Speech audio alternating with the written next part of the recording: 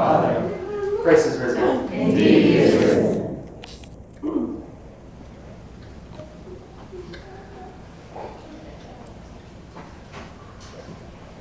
A very happy Mother's Day to those females in the crowd, even though we're not supposed to call people females anymore, I guess, right? But we still do in this church. And we always will.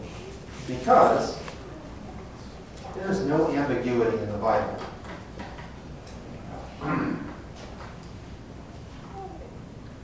God said, "Let the earth bring forth living creatures according to their kinds, cattle and creeping things and beasts of the earth according to their kinds." And it was so. And God made the beasts of the earth according to their kinds, and the cattle according to their kinds, and everything that creeps upon the ground according to its kind. And God saw that it was good. Got it? It doesn't need fixed, not even in animals. It doesn't need fixed. God saw that it was good. Then God said, "Let us make man in our image, and after our likeness. And let them have dominion over the fish of the sea, and over the birds of the air, and over the cattle, and over all the earth, and over every creeping thing that creeps on the earth." So God created man in his own image. In the image of God created he him. Male and female created he them. Not this gender and that gender. Not a list of things. Male and female. He created them. And God blessed them and said unto them, "Be fruitful and multiply and fill the earth and subdue it, and have dominion over the fish of the sea and over the birds of the air and over every living thing that moves upon the earth." God doesn't need fixed. And God said, "Behold, I have given you every plant yielding seed which is upon the face of the earth, and every tree with seed in its fruit, and you shall have them for food. And to every beast of the earth, and every bird of the air, and to everything that creeps on the earth, everything that has breath of life, I have given every green plant for food." And it was so. And God saw everything that he had made, and behold, it was very good. Got it? So it was good. It was good, it was good, it was good. But when we get to man, he created he him, male and female created he them. And he saw not just that it was good, but it was very good. Doesn't need fixed. Doesn't need extra genders added. And there was an evening and there was a morning, the sixth day.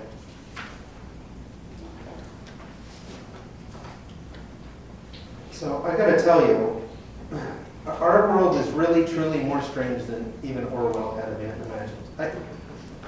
Honest to goodness, I think I saw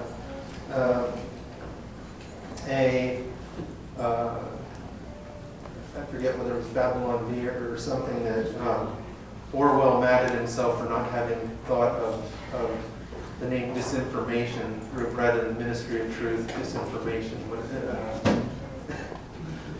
department or whatever it is of Homeland Security. And truly, this is what happens when you move away from God. You don't care. You don't care. The creation was very good, and it doesn't need fixed. And the people who have gender issues, they're mentally sick, they're mentally ill. They need help.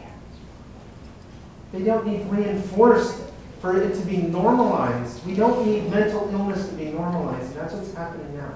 And I'll tell you what's even worse. We have women who have great accomplishments, and they're now being crushed by men. That's right. Women have had great accomplishments over the past century, and now men who identify as women are coming in and beating all the women's records in women's sports because they identify as a woman. But they're not. How can they possibly? How can they possibly overcome the records that actual women have made in women's sports? Today is not just Mother's Day, it's Women's Day in the Orthodox Church. It's Sunday of the Myrrh Bearing Women. You see them there on the icon. The first apostles, the apostles to the apostles. For it was to women first whom Christ revealed himself. And we even heard it in one of the hymns today, right? That Eve's lamentation was reversed. No, indeed. God, and another reading from today, by the way, is from the Gospel of St. John. It was very short. But now there stood by the cross of Jesus his mother, and his mother's sister, and Mary, the wife of Clopas, and Mary Magdalene. When Jesus therefore saw his mother, and the disciple whom he loved standing by, he said to his mother, "Woman, behold your son." Then he said to the disciple, behold, St. John, "Behold your mother." And from that hour the disciple took her to his own home. Right there we have it. Womanhood, motherhood. And those witnesses there that were there from the time that the Lord was hanging in the dark hour on the cross. The only man who had any guts to be around was St. John, the youngest, the disciple whom Jesus loved. The rest of them had scattered, they were afraid. So the rest of the disciples were the women, the myrrh-bearing women. As we know, were there all that time he was hanging on the cross. They were there to behold where St. Joseph of Arimathea and St. Nicodemus, whom we remember today, laid him in a tomb. Now, maybe some of you it might not have leapt out at you today in the reading, or maybe it never has. But it's a pretty big deal that St. Joseph of Arimathea actually went to Pontius Pilate to ask for the body of Jesus. Because you know what normally would have happened to the bodies? Cover your ears if you're a little cringy. Birds came. I'll just say that. I won't give you much more of a picture, as they were on the cross. Yep, they died a criminal's death. But fortunately, Pontius Pilate really was worried that Jesus was the Savior of the world. So he's like, yeah, take the body, right? But, you know, he's dead, right? So he called the centurion and everything else. And so, those women were there when Joseph took down the body, and they beheld the place where they laid him. And they beheld the stone being rolled in front of the tomb, and they beheld the seal that went in front of it, and they beheld the guards being put to it. They were there. And then, beginning in the middle of the night, in different groups of them, they came from about midnight into the morning to come and behold the place where the Lord lay. And the angel said, "Look, he's not here. See the clothes which he was wrapped." So,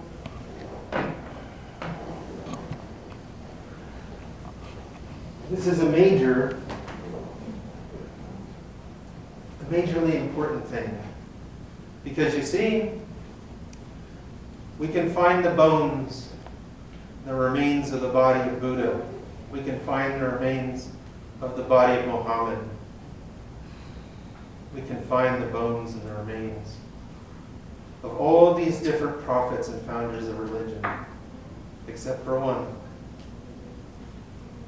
Because he was the divine Son of God and the Redeemer of the world, who took flesh from a woman, from a mother. Not a birthing person, a mother. And so I wish to you, to all of you mothers, truly a happy Mother's Day. Rejoice in what God gave you. Don't let anyone out there in the ridiculousness of the world bring you down. Let it brush over you. You know why? Because Christ has overcome the world. All the ridiculousness of the world is bound for the trash heap sooner or later. It's going away. But what we've been given is an everlasting kingdom that will not be gone away. And so to all of you who are not mothers or godmothers or anything else, I will say also, a happy Woman's Day. Please be a myrrh bearer. be a witness of witnesses in your life. Be a myrrh bearer until the day you die and are taken into that kingdom. And that God may say, well done, good and faithful servant. My love and my peace to all of you. In the name of God and of the Son and of the Holy Spirit. Christ is risen.